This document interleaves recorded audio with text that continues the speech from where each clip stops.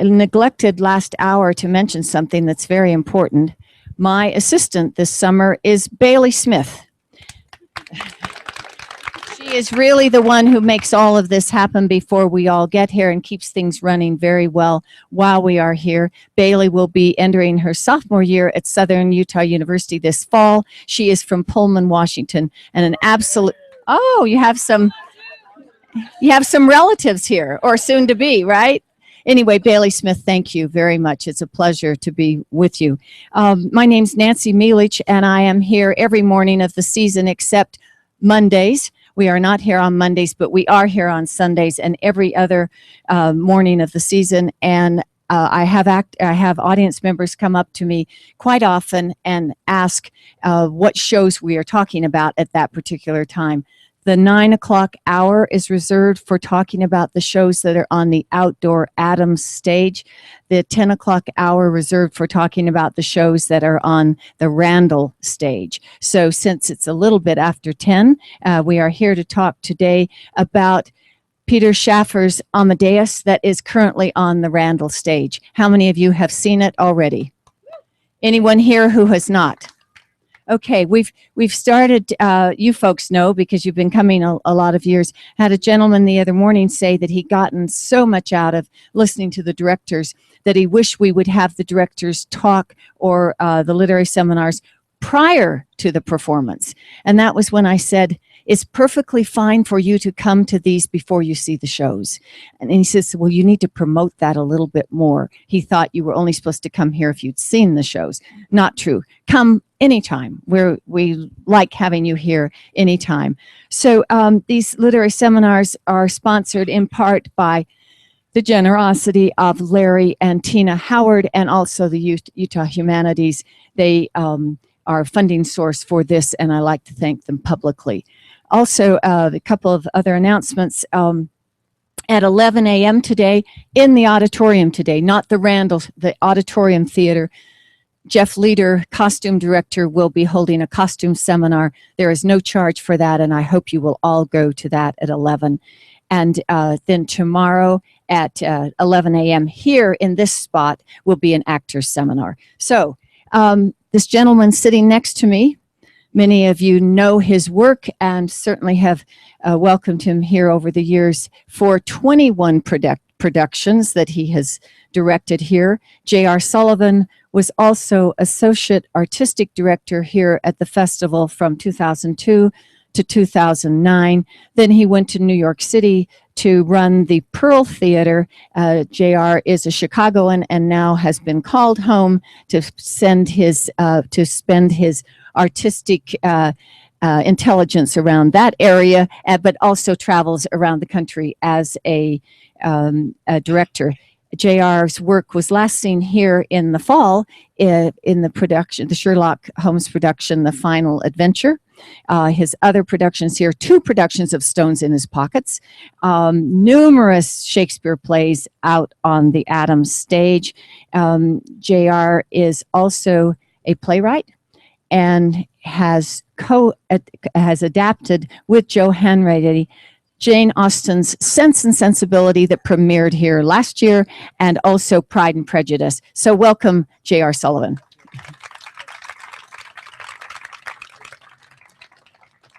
Of course, those of you who saw Amadeus yesterday, I think I can safely say that show is going to be one that you are all going to embrace for the rest of your theater-going career. I think that it is, and I usually don't say this publicly, but I'm going to say it right now. I think it is an extraordinary production and has the touch of J.R. Sullivan written all over it with an exceptional cast and design team.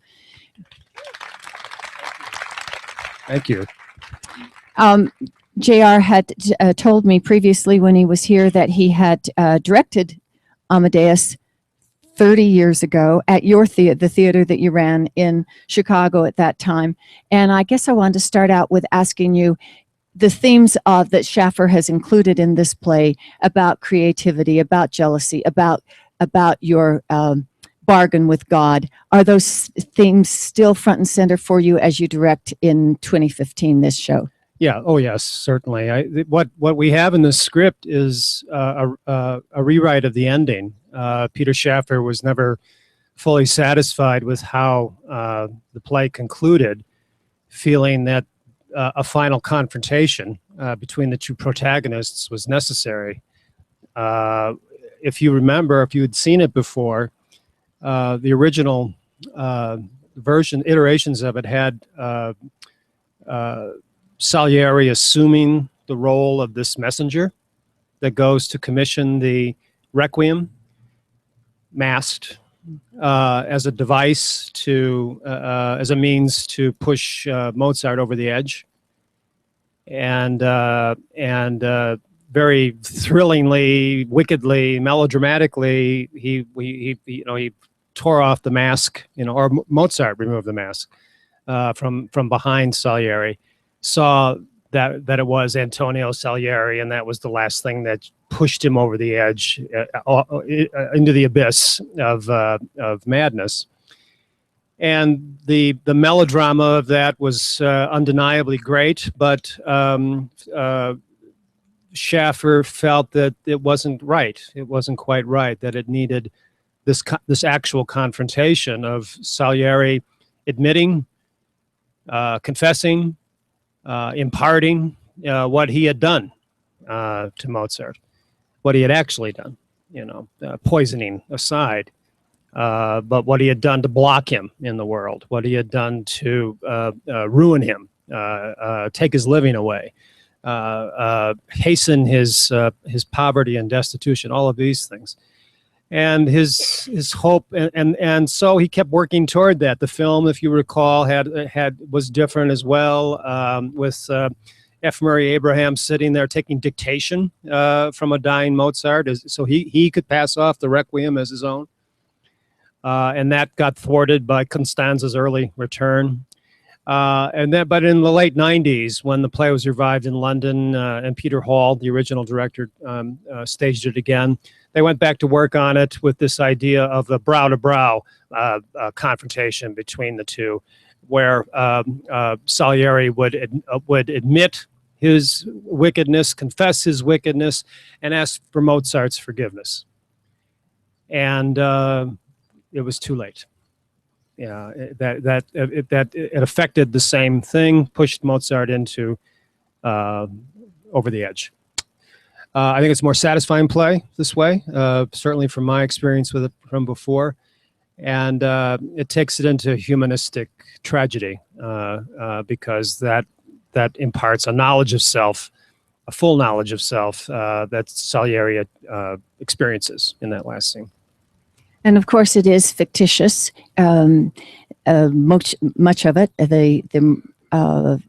as is stated at the end of the play, quoting from Beethoven, there was some, but not immediately when Mozart died.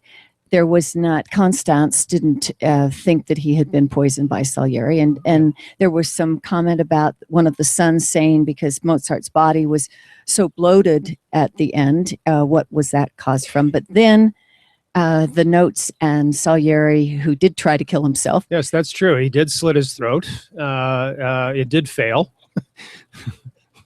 Mediocre even in suicide.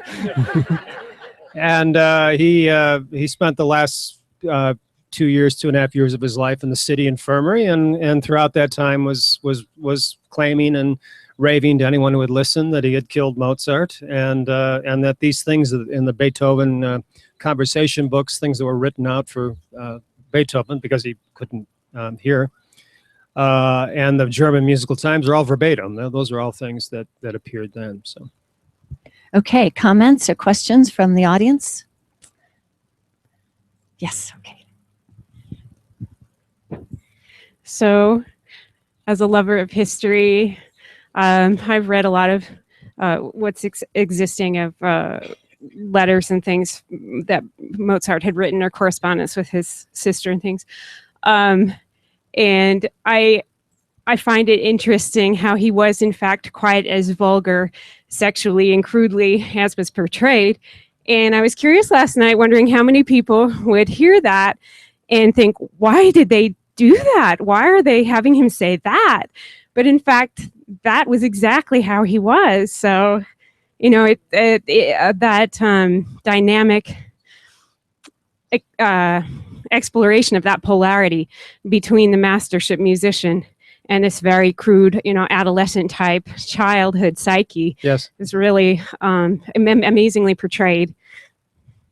yeah, that's the thing. The very thing of we in the audience must experience exactly what Salieri does the first time he hears this, followed by the sublime beauty of the serenade, the adagio that he hears through the from the other room. And how can that music emanate from this crude and vulgar child? Absolutely. And that's that. And I think we must be taken aback by the things Mozart says. That's not nice. You know, there are children here. That's not nice, you know, but there's no flinching by Peter Schaffer on this. He does take, as you say, he does take that language directly from Mozart's own letters and all of these other characters, his you know, the nicknames that he uses and all those diminutives and such. And apparently, you know, Tasso Feldman does a lot of research, and he really steeped himself in all of these things. And I think he's rereading the letters now for the third or fourth time, and there are a lot of them. It just flows, you know, because of that research, and fulfills what it must in the play. Yeah, the dynamic and the reality to it really came through. And the way you inserted the music, it was just so perfect. It was so, the music just grabs at your heart. I mean, you see them and then you hear that, and it's a completion. That music, it's tricky because there's so much music, and every time you hear a little bit of it, you want to hear all of it. But if we had done that, you'd probably still be sitting over there watching the play, listening to the play. But it is as much about this glorious music as well, and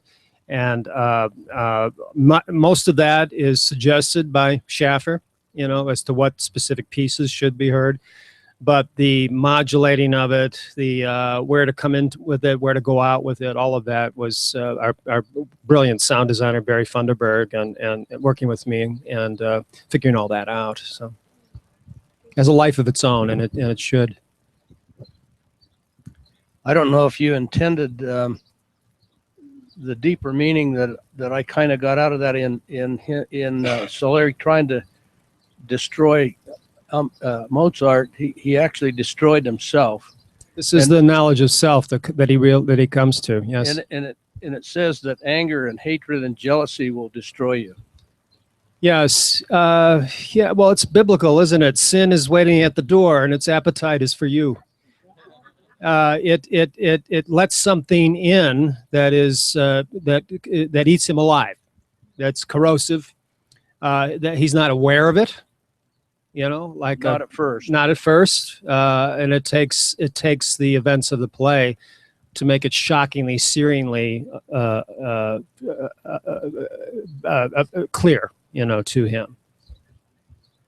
It takes suffering of many kinds for wisdom and realization, including in villains. A beautiful, beautiful performance. I'm a classical pianist, and I must ask Tasso and David Ivers, we were stage right. We were close to the piano, and I couldn't figure out if they were actually playing the piano. However, my mind said no to David Ivers, but I saw the keys going down and up. And the only reason I said no was because there were times when David was playing that it wouldn't have quite been the notes that he was reaching. So I must have this answered. Should we take a vote? How many of you think David and Tasso are pianists? How many of you think that was an actual keyboard? I mean, a working keyboard. It is it is a Ben created forte piano. The props department did outfit it with keys that do depress, although some of them don't depress very well at all. and some better than others. But with the technology that's now available to us, it's tricky, because a production would be fortunate to have a couple of actors that could who are. Salieri was regarded as a great composer in his time, and of course Mozart a virtuoso of the keyboard. So they can't just play; they've got to play great. But there's a wireless speaker installed in the box of the Forte, and it's aided and abetted by other speakers around and about. And but they need to be convincingly have their digits on the keys, because there are pianists in the audience.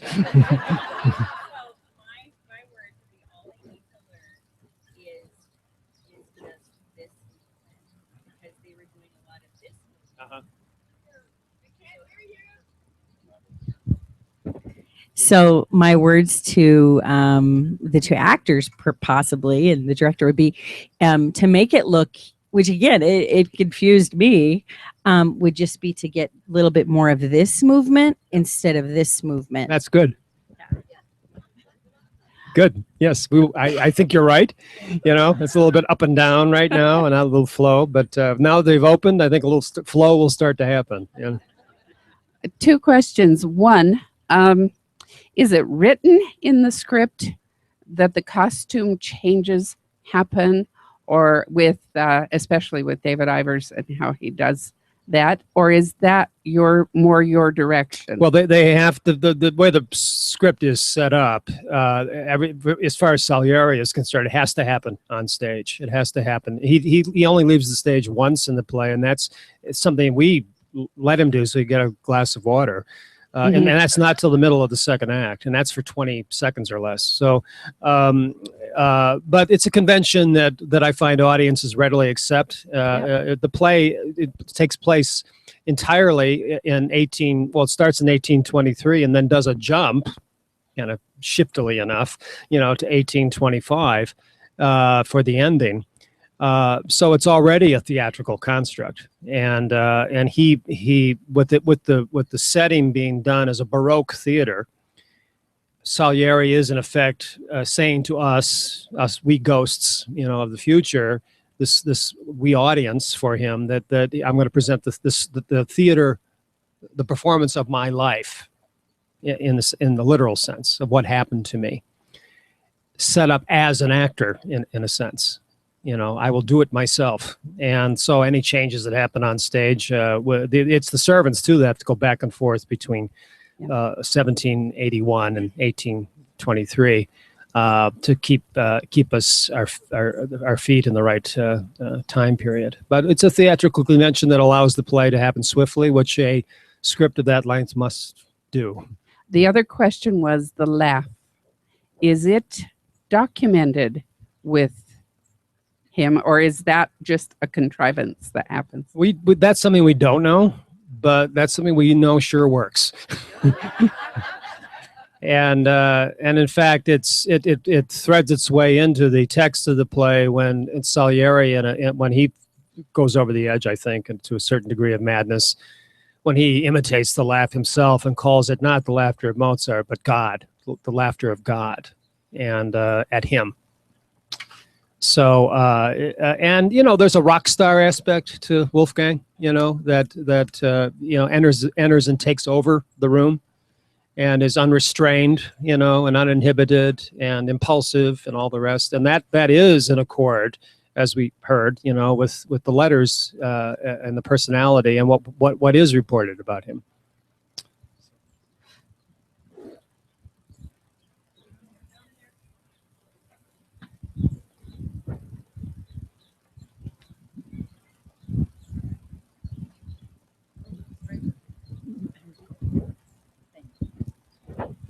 There's also a kind of a Liberace aspect to him too, with that. Especially that chandelier over his head, right? And his costumes. Hold the mic very close, please. Okay, all This the way. glitter on his costumes.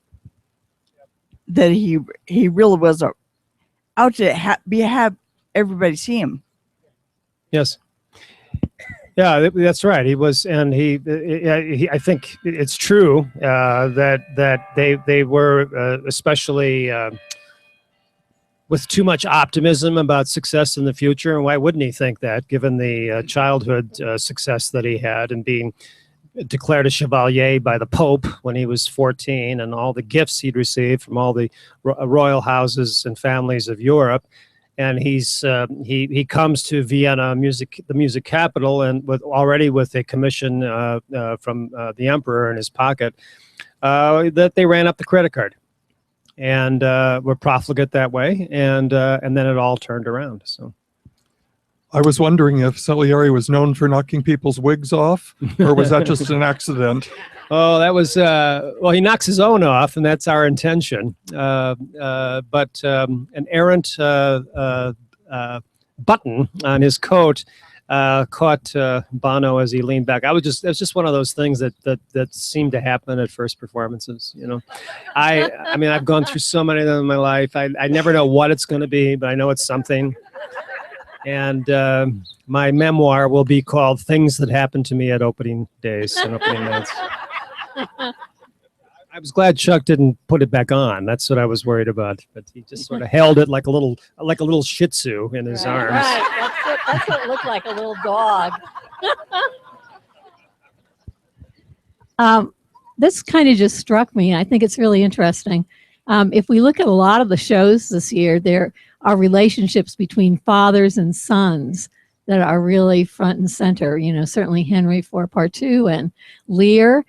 And I can see, I mean, I think the father image in this, of course, the obvious one is Mozart's father, that he had a very love-hate relationship with. I think that's so interesting when the father dies, that Mozart just falls apart. You know, Yes. here's a man who controlled him completely, but now that he's gone, Mozart feels he's totally vulnerable, doesn't have any protection. And I Yes. see Salieri as a kind of a diabolical father figure to Mozart as well. You know, he should take him under his wing as a protege and help him, and yet he turns that. So there's some really interesting father-son dynamic in here, I think. Yes, I often find that's the beauty of a theater season, and then for you, a season that's all in, you know, at once. And these connections between great plays begin to reveal themselves, and I think that's quite true about fathers. Certainly, history plays are all about that. You know, the father, the son, or the surrogate father in the case of Falstaff. But quite true that, or Lear and his daughters here. So I think that's a connection that's very apt, very, very true, and one that is experienced in the immediate with all of these plays at once, as opposed to over a theater season. But this often happens, you know, when artistic, currents of thought and issues coalesce, and there's a coherence between the plays, and the plays talk to each other. Charlie's aunt, fathers and sons in that. And as you mentioned, Lear, we always think of the father and the daughters in Lear. There's certainly that parallel story with Gloucester and his bastard son, Edwin and Edward. Yeah. Yes, sir. I approached this performance with the attitude that the principal actor had a lot of work to do to overcome F. Murray Abraham. He succeeded marvelously. I was just blown away by his performance, and I'm just very grateful to have seen it. My wife was equally stunned, really, by the performance. In fact, we thought there was much too much laughter in the audience because we were just, some of the comedy routines didn't seem comedic in the whole power of the performance.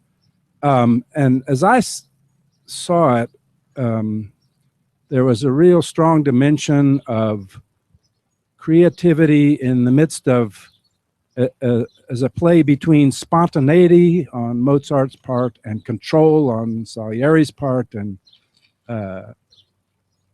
it fell way on the spontaneity as the way to successful creativity. Could you just say a little bit about that? Well, yes, Salieri is again. There are recordings of his that you can get, and you won't be appalled. You know, he is in the strictest sense, he is a Baroque classical musician. He's tone deaf to dissonance and chromaticism. That's the part that he talks about, the pain, you know, which is an exquisite pain, because A, what is the sound? I don't know this. And B, it is sublime and transporting. And he's in this dilemma of being rapturous about the music and hating the man that created it. So he goes back and forth between the extraordinary, transcendent beauty of the sound, which was unfailingly so. You know, one of Mozart's profound achievements beyond writing 630 plus pieces in a lifetime that only lasted till the age of 35, was that he succeeded across the board in almost every musical genre that existed at the time. The dynamic was it just seems to me that the dynamic was he was absolutely sure he'd done every possible thing he could. Kind of reminded me of the elder brother and the prodigal son in that dynamic. Yeah, well, as far as the literary form, this is as old as the Old Testament. This is as old as Genesis. I mean, Cain and Abel, Saul and David. You know, why is my gift not acceptable? No answer beyond some sort of oblique, ironic, get over it kind of thing, you know, from the Almighty, which engenders anger. And that's the profound, basic question at the bottom of all this. What is up with that?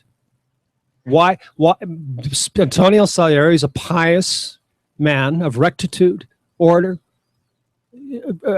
charitable in his time, does everything right. And as he says, you know, what goodness is nothing in the furnace of art. Was Mozart good? You know, Richard Wagner was a deeply horrible man. It does not take away from the virtue of his music. So that's a premise of human experience, you know, for us to kind of ponder, as we consider our own relationship to each other and God, if you will. What is the nature of that? These are profound questions, and as the creations of the Almighty, we have a right to ask, I think. Hi, I have the mic. I'm way in the back over here, and I am a costumer at UVU, but I noticed that Mozart was wearing either his natural hair or a brown wig, and I know that's a significant choice, and I was just wondering about your thoughts on that. I didn't write it down, so I can't remember the timing of when that transition beginning happened. of Act 2, and after the Liberace-like stuff in Act 1. It comes from Schaffer. He suggests that it's a natural looking wig that but a wig that Mozart is wearing, but the color of his own hair and tied back very simply. And I think for him it corresponds to the humbling that Mozart is going through at that point. Yeah, that's what I was thinking of, and I really, really liked that a lot. Also would be less expensive for them. Yes, definitely less expensive. The other thing that I really liked that really touched me was I love Mozart. I don't know that much about him. I know the basics of the story, but I didn't realize that he performed the magic flute in the theater that he did for the people that he did, or the symbolism with the Masons, which I really thought was neat, because that's my favorite opera of his. And so for me, that really struck a chord that it was, and then their little nicknames for each other for the Papageno, you know, those things. That's right. Yeah. So cool. I really, really enjoyed that a lot. It was a depiction of how Mozart just used everything from, as Salieri says, everything from his ordinary life he turned into, you know, legendary work. Yeah.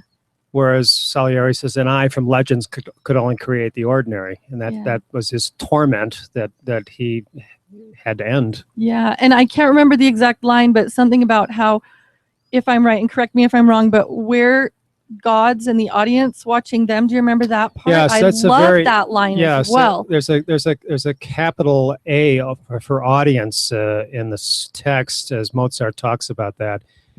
And it's really, you know, a Zen-like sort of depiction of truth being a shared spirit among all people. That we are, in fact, in that position, if the music, as God's art, as Salieri calls it, transcends to such an extent that we are transported to something sublime and insights that are divine. And we've all had that experience at some time or other with art, be it, you know, music or, you know, painting, sculpture. You know, there's appreciation, but sometimes there's something that just, you can feel the energy, you know, at the heart when you're present to it, not at some reproduction of it. And that is an avenue to understanding and perception and potentially transcendence that we live for.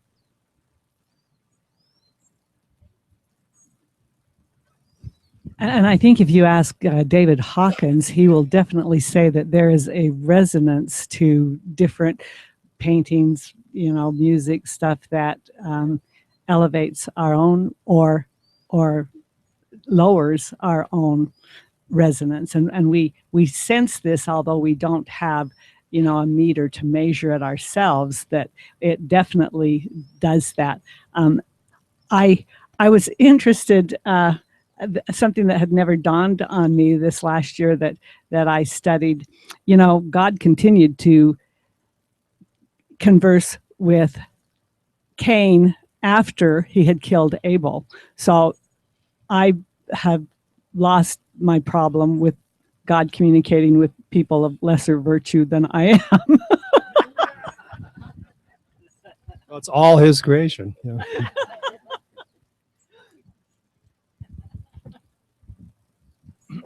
So I was, from a historical perspective, and in modern days, we have social media and ways of promoting ourselves. And back then, obviously, Mozart was not able to successfully promote his own works, even though he had several commissioned works and they were presented and they were very successful. But somehow, Salieri was able to suppress that. And how did they do that back in that historical context? Well, how does it happen in corporations today? When or any construct of bureaucratic nature, where there are people at the gates that you have to get their nod in order to promote and pass through.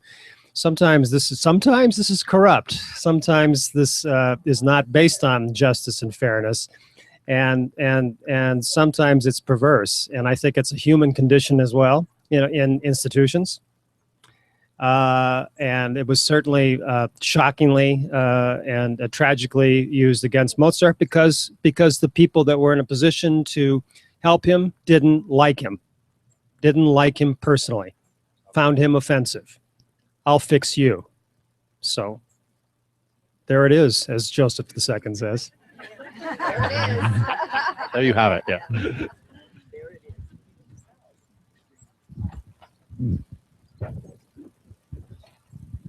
Have you ever worked with a cast with Betsy and Tazo's energy before? Well, yes, thankfully, for plays that require it, but thank goodness for them, you know, and this play. I mean, his energy, you know, needs to be just of another dimension, you know, which explains a little bit about how, you know, he stays up all night for days at a time, you know, finishes The Marriage of Figaro in 6 weeks, a historic fact. And this legend about him having music completely composed in his head, you know, well, we don't really know about that. There are some corrections on some extant pieces, but the volume of things that he was able to produce so quickly. I mean, Marriage of Figaro is an exquisite piece of work, arguably the greatest opera written. He's right about that. How much channeling of Tazo's and Betsy's energy did you have to do in order to get the effect that you Well, wanted? you create an environment for actors of that caliber to go for it.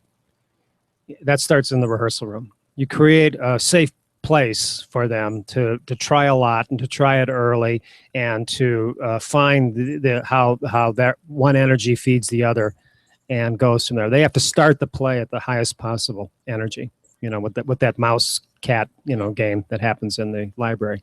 Well, kudos to They are the great, effect aren't they? They are absolutely that they great. created through you. I was thoroughly enjoyed that. I am their fortunate and happy collaborator.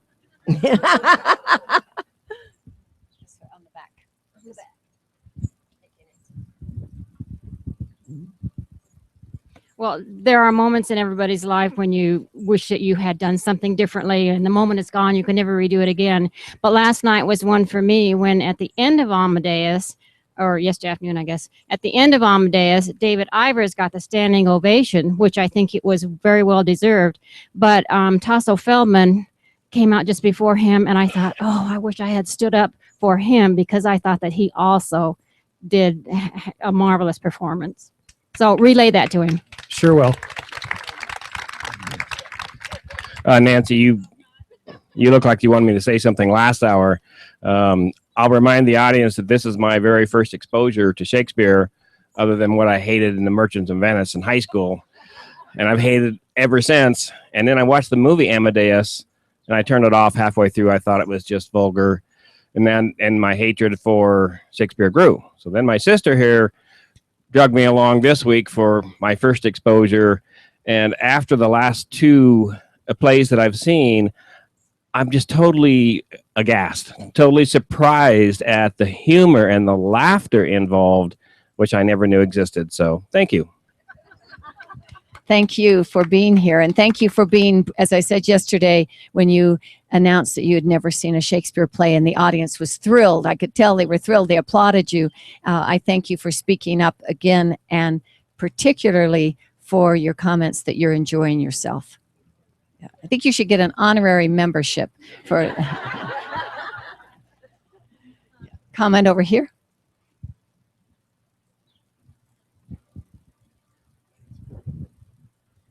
Can you hear me? Yes. Last night I was really intrigued that Salieri came through because of Ivers' facial expressions. Now, is that him or the director or both? Of course that's him. There are things that I tell him what I'm seeing,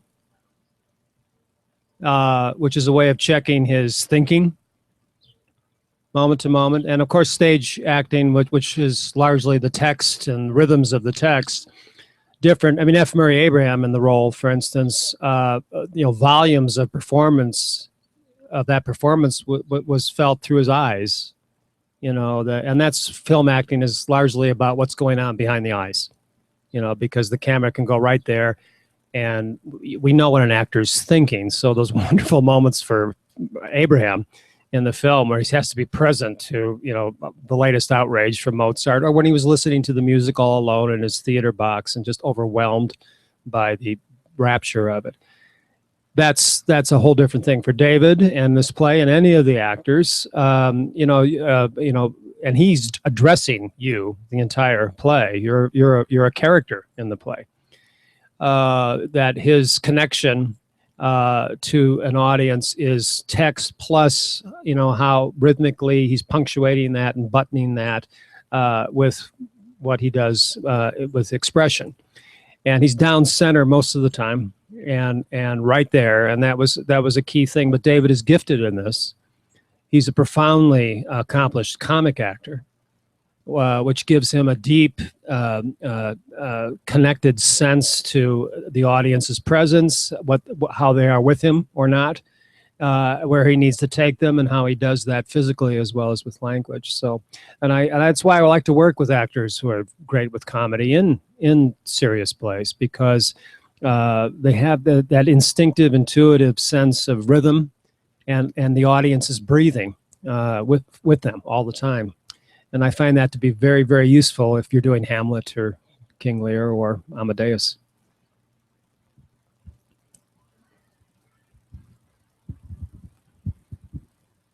So David's also a director. Do you find it hard, and a lot of actors also direct and directors also act. Do you find it hard when you have to work with an actor that's also a director? Who knows better than me? No, I fire them.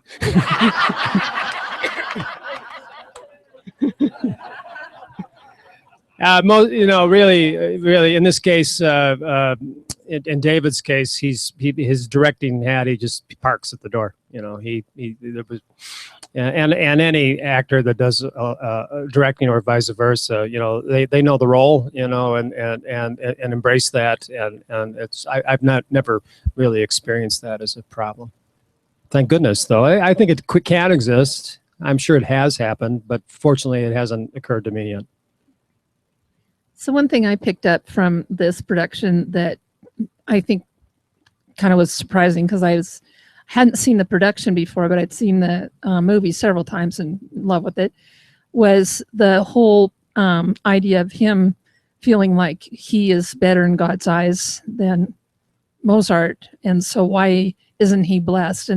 And so that kind of resonated, because I've been around people who are very pious and oh, I'm so much better than what you are, or judgmental. And well, pride, of course, is a sin too, and it comes into that.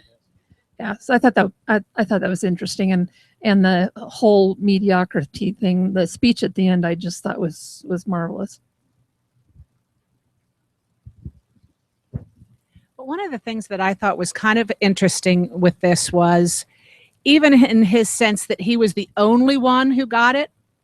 I mean, there was something he had to be best at, and he was the only one who truly knew how great Mozart was. I thought that was interesting. I mean, there was something that he found that he was best at, which was appreciation of somebody he hated. A pair of ears, as he says.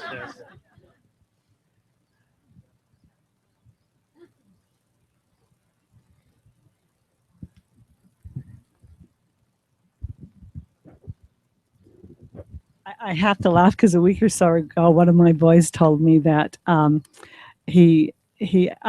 don't exactly know where this experience comes from, but there were a couple of missionaries, and the one missionary thought that he was so much better than the other missionary, and he got this little message from God. I feel the same about both of you.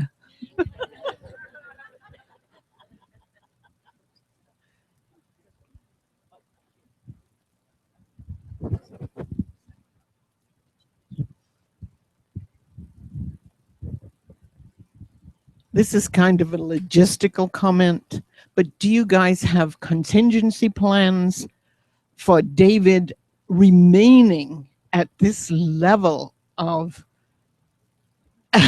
energy and everything else, directing? I know he's not physically directing Charlie's Aunt from now on, but Salieri is such an enormous undertaking for him, and he has at least 12 other jobs. Is he going to be able to, are you going to be able to support him through it the whole season? I will be supporting him avidly and energetically all the way from Chicago. Yes. And I think too that, I mean, actually it is an extraordinary load he's carried, early on. I mean, just Salieri alone, would have been, more than enough. And the great actors of the world, Paul Scofield, was the first Salieri. Ian McKellen, played him in New York. But, things should start to even out a little bit for him now that the shows are opened. He'll have Amadeus 4 times a week, not every day. That's a blessing. And of course, he's, as a director, you move into a monitoring sort of role, once the plays are open, and the actual maintenance of them are in the hands of the very able stage managers here. So I think now that we've gotten over the barrier of the opening, blessedly for him, his energies will begin to find a rhythm of their own. Yeah, the last couple of weeks were the critical ones, really, because he had his issues with Charlie's Aunt, as well as knowing that he, was on his shoulders for Amadeus. The audience also might find it interesting in what your connection will be now with the stage manager. If something she sees is changing, she'll still We get still be in- reports after every performance that details, how the running time, which always tells you a lot. And I like to get the running time, certain scenes, which will tell me about the dynamism of the event. Then things, as they get comfortable, things will develop. The plays are meant to be set and grooved in such a way that they've now found their channel, and that channel just will now deepen in meaning and effectiveness. But if any inspirations show up in the rehearsal report that seem to be out of whack, I'll communicate my thoughts about that too. But that rarely happens. I mean, I think we trust each other and respect each other, and that's at the heart of the collaboration. It's a deep trust and a deep love. So the responsibility of the performance is carried forth by people that care about its integrity. I'm not concerned about that. Excuse me, other people have touched on this, but I just wanted to ask you a question about Schaeffer's writing.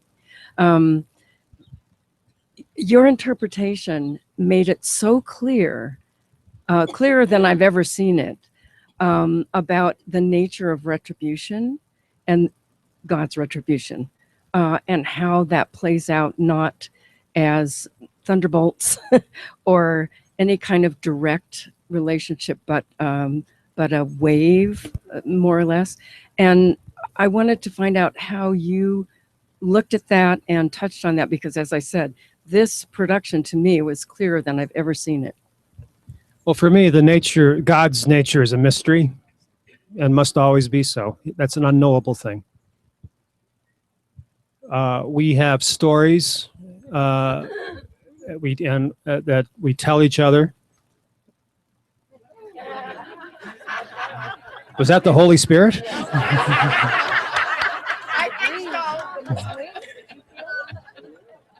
I'll be speaking in tongues from this point on. That's a mystery, but to me, it's what I could focus on, and what we did, and what I think Schaeffer does too, is with this profoundly disturbing story about what human beings are capable of doing to other human beings. With Salieri at the wicked center of it all, first to see his decline into that and the reasons for it, and how it develops even beyond his own control, even without his own full understanding until the end, like Lear, until he comes to understand it and then comes to know himself. That's the story that we can, as fellow humans, we can invest in and tell. And as for the mystery, that will remain so, and we'll continue to speculate on that. Okay, we're almost at the end of the hour, but I wanted to ask JR to tell us, since so many of you who have been here previously know his work, and we're so enamored of the Pride and Prejudice adaptation that he and Joe Hanratty did, and Sense and Sensibility last year. Can you tell us where they are now and where this audience can go to see them? Well, if you're in Spring Green, Wisconsin this summer, Pride and Prejudice is playing there, just opened. And it's had a whole lot of high school productions up and down the West Coast. When Oregon Shakespeare Festival did it in 2010, same year as here, that was a great platform for every high school teacher in California and Oregon and Washington. And of course, Jane Austen's stories are very high school drama department friendly, because there are a lot of parts for women and a few for a couple of guys. So, as Sense and Sensibility is getting a production this fall in Sacramento. Next spring at People's Light outside of Philadelphia. With some of your same actors. Cassie Bissell will be in that. Sam Ashdown will be in that. Joe is going to direct that one as well. It's going to be at the PCPA in Solvang in California next summer. Connecticut Rep this fall at some point. So have you done any? Have you changed anything from when it was here? We've tightened it up a little bit, but not much. We got it done. Plays like Amadeus teach us how to deal with these big things. And the swift set changes and hardworking servant core, and all the rest, is a big part of that. So our attitude is it can always be shorter, and we're always looking for ways to do that. But it's getting to be in final form right now. We had a patron last summer who said they wanted your Sense and Sensibility to be longer. It was too short. Well, so that's. I a have one compliment. question about the festival itself. Where are you? I'm right here. I'm used to having 2 different performances in the afternoon and 2 different ones at night, but that's not happening now. Is that because of the transition to the new places that the Adams Theater last? No, I think it is all the same, except we don't have a performance on Monday nights. But the scheduling does change. They do that isn't the same play every Tuesday night or Wednesday night. If you look at the schedule again, I think you'll see that that scheduling has not changed. Other than we don't have a show in the Randall on Monday night this season. Okay, all right. And also, wasn't the season starting in June before? Yeah, maybe just A a little couple bit of later. years ago. Yes, a little bit later. I think Yeah. it started the 24th of June last year, and this year the 27th. So, okay. So not too different. All right. Okay, J.R. Sullivan. Labor Day kind of determines it, because it backs off. This comes from my days of being in administration here. It backs in weeks from Labor Day. So if Labor Day is later, the season will start a little later. All right, J.R. Sullivan, thank you so much. Thank you very much. Thanks. Thank you to all of you. The costume seminar is beginning right now in the Auditorium Theater, and I'll be back tomorrow morning with the directors of today's shows.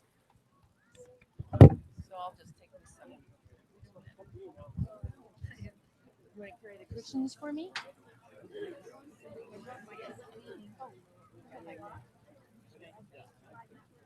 Well, I would have left it. I'll put this up front. Yeah.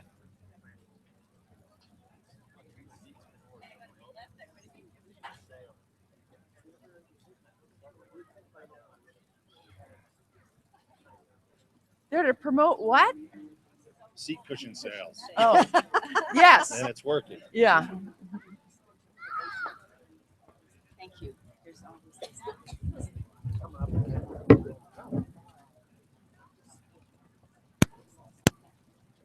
Nancy, I wanted to ask you a question. Yes, What sir. are the plans for the property where the Adams is now? That's completely up to Southern University because they own South Property. And what I have determined is that the theater will be there for a while, and then eventually they plan to tear down the auditorium and build a whole new performing arts center here for the university. I don't know when that's going to happen, but I think it's always about money, right? I mean, when they have money. But I think it's going to come down. It's going to come down for sure at some point. Because we enjoy the patio there so much. I know. To see I that know. There disappear. will be something like that. Change is hard, right? It is. Well, thank you. Thank you very much. Good morning. Hey. Yeah, right. Yeah, right. Oh. So, they can work with he said, find us something so I can finish your house. I was like, a week in a while. So good.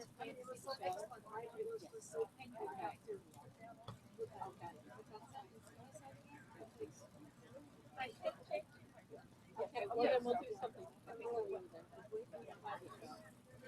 Yeah, that's fine. Yeah, I'll call Susan. I don't know why.